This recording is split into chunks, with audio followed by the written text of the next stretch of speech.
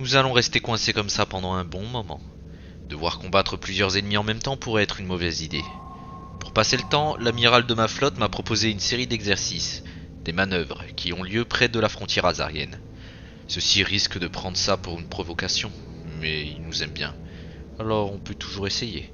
Dans le pire des cas, on saura qui est le plus fort. Moi ou leur fédération. Pendant la manœuvre, je lance la construction de nouveaux vaisseaux pour la flotte. Nos ennemis sont très puissants, et dans l'état actuel des choses, nous perdrons la guerre à venir, et nous échouerons dans notre quête. Les manœuvres se sont terminées, et les Hazariens n'ont pas réagi à notre présence renforcée aux frontières.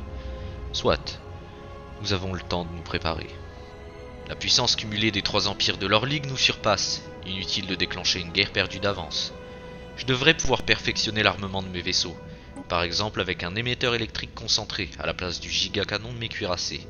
Celui-ci traverse le bouclier et ignore 100% du blindage pour faire des dégâts directement à la cible, qui ne peut même plus se protéger. Ainsi que quelques changements pour les croiseurs qui se sont équipés d'un hangar de bombardiers et de batteries de dessert. Et mon petit projet sera bientôt en place. La plupart des scientifiques me mettent en garde que ça pourrait être dangereux. Mais il faut aller jusqu'au bout des choses, ou alors on ne le fait pas. Une fois que cette recherche est terminée, les machines synthétiques se répandent sur nos mondes. Comme ces machines sont capables de se comporter comme des créatures organiques grâce à leur conscience d'elles-mêmes, il suffirait d'en envoyer quelques-unes dans les empires ennemis pour qu'ils puissent le détruire de l'intérieur, ou au moins l'affaiblir. Grâce à ça, nous pourrions détruire leur ligue sans se mettre en danger, et nous pourrons alors leur montrer que rencontrer le ver est la meilleure chose qui puisse leur arriver.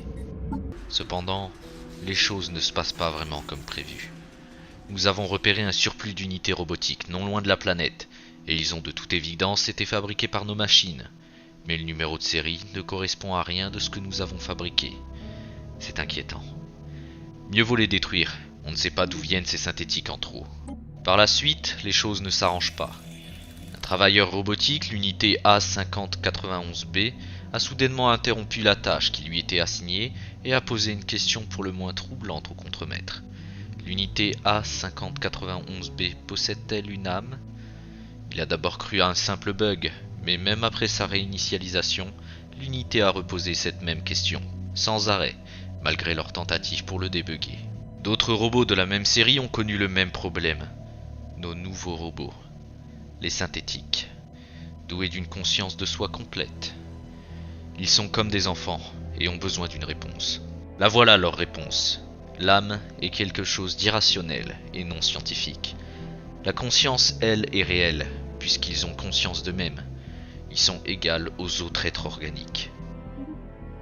Mais ce matin, les travailleurs robotiques sont opposés à l'arrivée des travailleurs humains. Selon eux, une instabilité géothermique rendrait la zone dangereuse pour les habitations et les personnes qui y vivent, mais rien ne semble confirmer leurs affirmations. Qu'on envoie des personnes sur place, il faut vérifier ça. Le rapport est sans appel, il n'y avait rien. Vraiment rien. Aucun problème géothermique et aucun robot. Ils ont réussi à partir. Comment sont-ils partis et où reste un mystère. Finalement, la fabrication de synthétiques est un échec. Heureusement, pendant ce temps, j'ai commencé à travailler sur d'autres solutions, notamment la fabrication de mégastructures, à commencer par une gigantesque antenne télescope, qui sera les yeux et les oreilles de la Fédération. La construction se fait en plusieurs étapes, et chaque étape est longue à terminer. Heureusement, nous avons au moins une quantité largement suffisante de ressources et de quoi échanger avec nos voisins. Profite bien de ces crédits. Ce ne sont pas eux qui vont pouvoir te fabriquer une flotte quand la tienne sera détruite. Pendant la construction de l'antenne, je reprends la construction de vaisseaux, mais pour une nouvelle flotte cette fois. Puisque nous sommes encerclés, il n'y a pas 36 solutions pour se défendre. Il faut pouvoir être à 2 endroits à la fois. La première flotte, plus grosse, sera à l'attaque, et de l'autre côté, la deuxième flotte sera la défense. Et enfin, l'antenne est complètement achevée, activant ainsi les capteurs de portée galactique. Nous avons pu repérer immédiatement des vaisseaux inconnus dans un système de la Rix League, mais ceux-ci ne communiquent pas. Impossible d'entrer en contact avec eux. C'est troublant.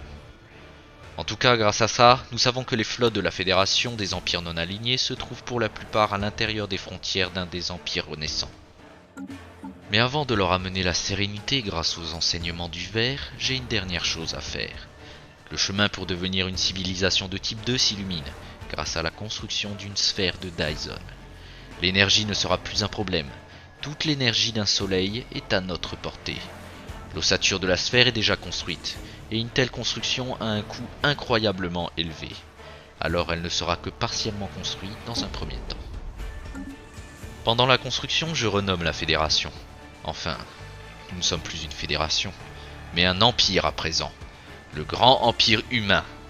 J'aurais dû faire ça il y a un moment. Notre renaissance a eu lieu lorsque nous n'avons plus besoin de notre soleil. La première partie de la sphère est terminée.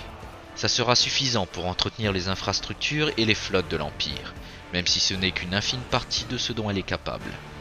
La flotte de 2 des 3 empires des non-alignés est en grande partie détruite, et ce qu'il reste se bat sur le territoire de la Rixilig, très loin.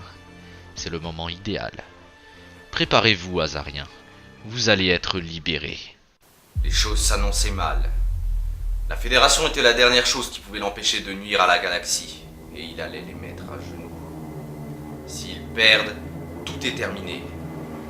Vous voyez où nous voulons en venir. Nous avons besoin de vous pour le tuer et mettre fin à tout ça. Vous êtes indétectable. Nous ouvrir un chemin sera pour vous un jeu d'enfant. Si vous acceptez, une série de codes vous sera transmise avec les prochains fichiers. Soyez bien attentifs.